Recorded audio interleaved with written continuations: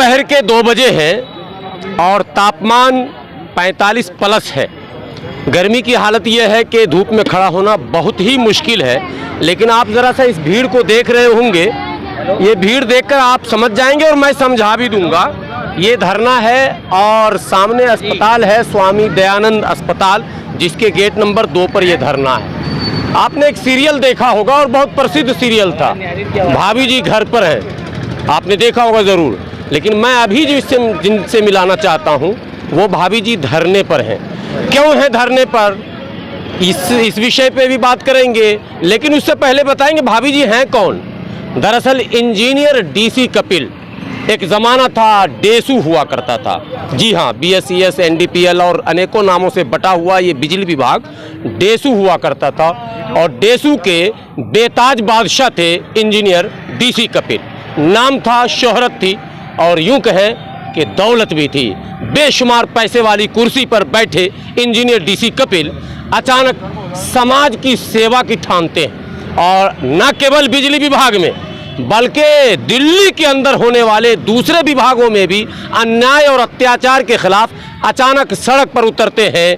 और सड़क पर उतरते हैं ऐसे कि पुलिस के डंडे भी लगते हैं और नौकरी पर खतरे भी आते हैं।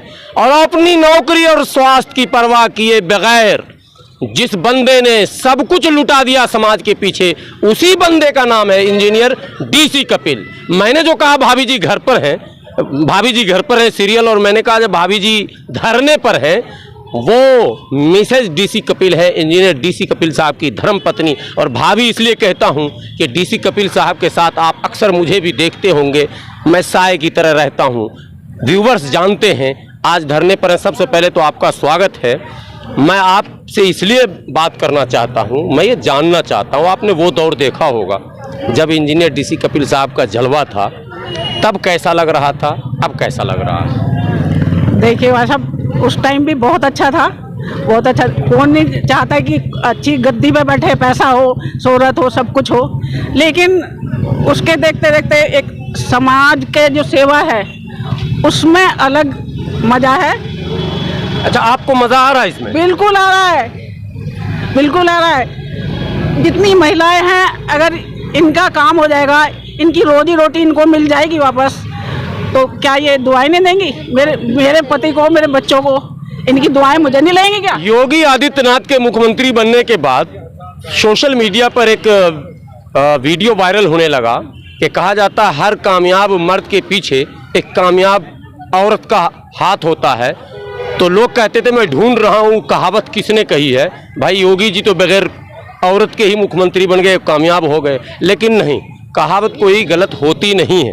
ये बात माननी पड़ेगी कि सफल गृहिणी ही अपने पति के सर को ऊंचा रखती है। विपरीत परिस्थितियों में भी मुस्कुराकर मिलना, समाज के बीच आना, अगर आपको देखना हो तो आप यहाँ इनसे मिल सकते हैं। मैंने कई सभाओं में देखा, धूप, टेम्परेचर, गर्मी, सर्दी नहीं, ये तो अपनी जगह पर है। कई परिस्थितियाँ ऐसी रहीं कि दूसरा परिवार होता तो कदम को पीछे खींच लेता।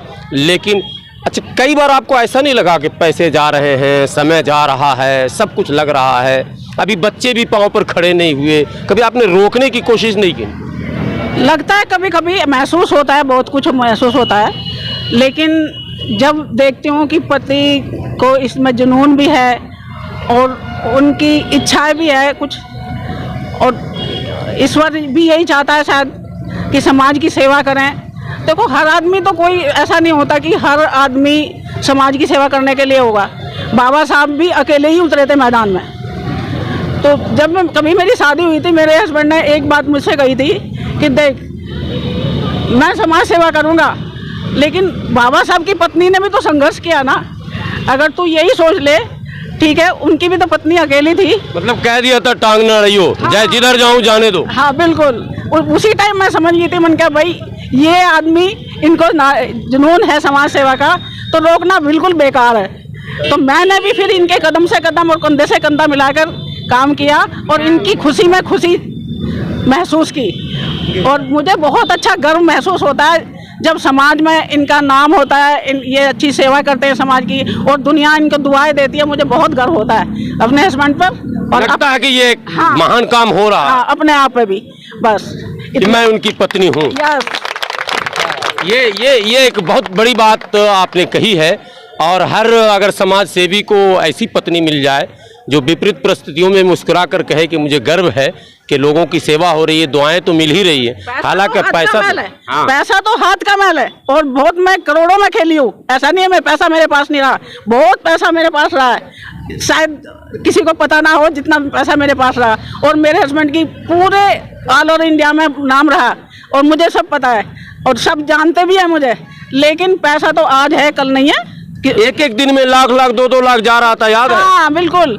और ऐसे नहीं मैं पढ़ी लिखी नहीं हूँ, पढ़ी लिखी भी सबको पता है, जो जानते भी हैं। मैं MA B.Ed हूँ पीछे से भी, बहुत अच्छे परिवार से भी हूँ, मैं अपने बिलोंग करती हूँ। मेरे फादर कभी जमाने के SHO रहे हैं यूपी पुलिस में, अब तो नहीं है, लेकिन मेरे भाई भी अच्छे पढ़े लिखे बड़े बड़ी पोस्टों में हैं। IAS भी है, एक मेरे ब्रदर IAS हैं। लेकिन ऐसा नहीं है कि बस मुझे जो महसूस होता है समाज की सेवा, गरीबों की सेवा करने में जो इज्जत और शोहरत मुझे लगता है दिल से, अपने पति के साथ प्यार मिलता है और वो खुशी मिलती है, मुझे इससे बढ़ के कुछ नहीं है। अच्छा, घर में बेटे या बेटी की तरफ से कभी कोई विरोध होता है क्या? नहीं, ऐसा छोड़ दो पापा अभी इस काम को, ऐसा कभी बोला? मेरे बच्चे अपने पापा के साथ रहते हैं। मेरा पूरी फैमिली, बच्चे पूरी फैमिली, मैं हूँ तो वो भी है, मेरे बच्चे हैं अब मैं भी हूँ, तो सब बच्चे मेरे साथ रहते हैं। कोई ब्रेकर नहीं है, लूटे तो लूटे मगर सेवा करते रहे। हाँ, बस ये है कि ये एक बहुत बड़ी बात है। बेटा एक यही है, नौकरी छोड़ के यहीं लगा हुआ 2-3 महीने से, छोटा वाला बेटा मेरा। छोटा बेटा मेरा वही है, यही है। नितिन कपिल और सचिन कपिल 2 है ना? नितिन कपिल छोटे हैं, छोटे साहबजादे हैं। मैंने आपकी बात छेड़ दी मम्मी से, तो मैंने कहा पूछ लूं, कभी लगा कि पापा जो है खाली आते हैं, पैसा लेते हैं घर से और चल देते हैं दिन भर, और रोटी भी आप पैक करके रोटी भी देती हैं? हाँ, बिल्कुल देती हूँ। दोपहर का खाना पैक, मैं साथ में रहा हूँ इसलिए मैं बता। मैं तो और कहती हूँ फालतू ले जाओ, 4 रोटी और फालतू रख लो, कोई भी खा ले। सर्वर जैसा कोई मिल जाए तो खिला देना। नहीं कोई भी ये नहीं, ये मैं इसलिए कह रहा हूँ कि मैं तो साथ में यात्रा भी कर चुका हूँ, आप सभी लोग जानते हैं। तो रोटी घर से लेकर आते खाते हैं, घर से बनाकर रोटी देना, डब्बा देना, ये भी एक काम है साहब। और आप देख लें सारी बात, करोड़ों रुपए से खेलने वाली महिला जिनका बैकग्राउंड ये है, मैं मिला हूँ उनसे भी, जो इनके भाई हैं IAS हैं, ऑलरेडी एक बहुत अच्छी फैमिली से बिलोंग करती हैं। लेकिन बलिदान और त्याग की बात जब आई तो उदाहरण बाबा साहब का। जी हाँ, बगैर त्याग के समाज का भला हो नहीं सकता, ये बात आप यहाँ से ले जा सकते हैं, ये मैसेज, ये संदेश। कभी लगता है कि पापा खाली ऐसे ही उड़ा रहे हैं फ्री का? ऐसा कभी नहीं लगता। जो चीज़ है, मैं सिर्फ एक चीज़ का सम्मान करता हूँ, हमारी माँ ने हमें सिखाया है, एक चीज़ सिखाई है, बाप का सम्मान करना। बाप के सम्मान में हम हमेशा रहते हैं। जहाँ बाप ने आदेश कर दिया वहीं खड़े रहेंगे, वहीं बैठ जाएंगे, वहीं हंसेंगे, वहीं रोएंगे, उसी चीज़ पे हम पालन करते हैं। बस दोनों का सम्मान रह जाता है, माँ का भी रह जाता है, बाप का भी रह जाता है, एक युवा होने के नाते। क्लियर बात है।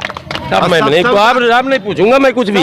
सब जानते हैं, एक आदेश पे मैं कहीं भी हूँ, एक गाली पड़ती है, कहाँ रह गया, वहीं मिलता है 15 मिनट में। सब जानते हैं, जितने भी बैठे हैं सब सुनते हैं, धरने पे बैठे हुए, कहाँ रह गया, गाड़ी लेके अभी आ। वही चीज़ है, दोनों का सम्मान रहेगा। कोई बॉडीगार्ड नहीं, कोई असिस्टेंट नहीं, PA नहीं, अपनी गाड़ी में अपना सामान, अपना खाना, अपनी फाइल, और फाइल 1-2 नहीं, बैक वक्त दिल्ली में 10 लड़ाई छेड़े हुए और 10 मोर्चे पर अड़े हुए। और एक खासियत और इंजीनियर DC कपिल साहब की बताऊं आपको, जिस तरफ अड़ गए तो अड़ गए, पीछे नहीं हटते, चाहे दाव पर जो कुछ भी लग जाए। ये भी एक सिफत है और इसी के कायल हम लोग हैं, और कई लोग हैं इसके कायल कि लोग विश्वास करते हैं कि अगर DC कपिल ने हाथ डाल दिया तो मतलब अब इस लड़ाई में फतेह ही फतेह। मुझे लगता है शायद ये जो लड़ाई अभी शुरू हुई है, ये भी फतेह के कगार पर पहुंचने वाला है।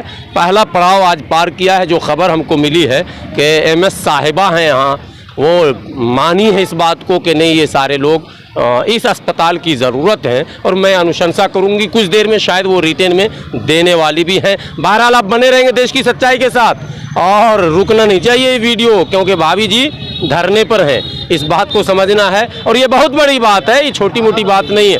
और हर समाज सेवियों को अपने घर में ऐसा वातावरण बनाना चाहिए कि बच्चे एक आवाज़ पर यस कर दें, कोई रोकने वाला न मिले, ताकि समाज का काम न रुक जाए। क्योंकि अगर ऐसे योद्धाओं के पांव रुक गए तो समाज का सारा काम यूं ही रुक जाएगा।